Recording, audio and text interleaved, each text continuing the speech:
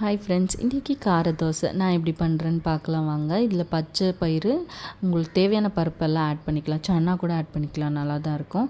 பச்சை பயிறு, பச்சரிசி, துவரம் பருப்பு, கடலைப்பருப்பு, உளுத்தம் பருப்பு, நான் இன்றைக்கி இவ்வளோ தான் ஆட் பண்ணிக்கிறேன். சன்னாவில் ஆட் பண்ணாலும் நல்லா தான் இருக்கும். அவ்வளோ.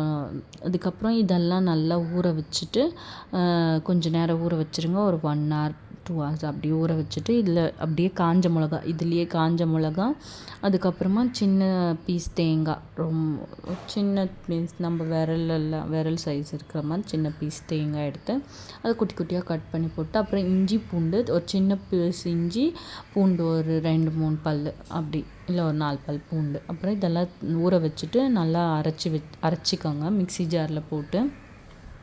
நான் கொஞ்சமாக தான் பண்ணுறேன், தேவையான அளவுக்கு அரைச்சினேன். ரொம்ப நைஸாக இல்லாமல் ரொம்ப குறுக்குறன்னு இல்லாமல் மீடியமாக அரைச்சிக்கோங்க. கொஞ்சம் நேரம் வெளியே வச்சுடுங்க மாவை. வச்சிட்டிங்கன்னா இப்போது இந்த மாவு நல்லா புளிச்சிடுச்சு. இதை ஒரு தேவையான அளவுக்கு நீங்கள் மாவு எடுத்து சால்ட் போட்டுட்டு கரைச்சி வச்சுக்கோங்க. கரைச்சி வச்சுன்னா நான் ப்ளெயினாக தான் சுட்டிருக்கேன் இந்த தோசை. நீங்கள் வேணுன்னா வெஜிடபிள்ஸ் கூட ஆட் பண்ணிக்கலாம். கேரட்டை கிரேட் பண்ணி ஆட் பண்ணிக்கலாம், பீட்ரூட் இந்த மாதிரியெல்லாம் கூட பண்ணுவேன் நானும்.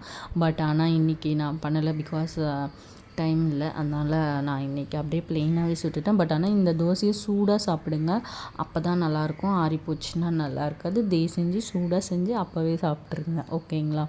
ஆறி போச்சுன்னா கொஞ்சம் அந்த டேஸ்ட்டே போயிடும், கொஞ்சம் சாப்பிட முடியாது. நம்ம நார்மல் தோசை மாதிரில இது ஹெல்த்தியான தோசை. 2 weeks once அந்த மாதிரி ட்ரை பண்ணுங்கள். இந்த தோசைக்கு சட்னி எந்த வேணாலும் காம்பினேஷன் நல்லா தான் இருக்கும். நான் இன்றைக்கி முட்டை குழம்பு வச்சுருக்கேன், அது கூட தான் நான் சர்வ் பண்ணியிருக்கேன். தேங்க்யூ. இந்த வீடியோ பிடிச்சிருந்தா லைக் பண்ணுங்கள், ஷேர் பண்ணுங்கள், கமெண்ட் பண்ணுங்கள், சப்ஸ்கிரைப் பண்ண மறக்காதீங்க, ஓகேங்களா? தேங்க்யூ.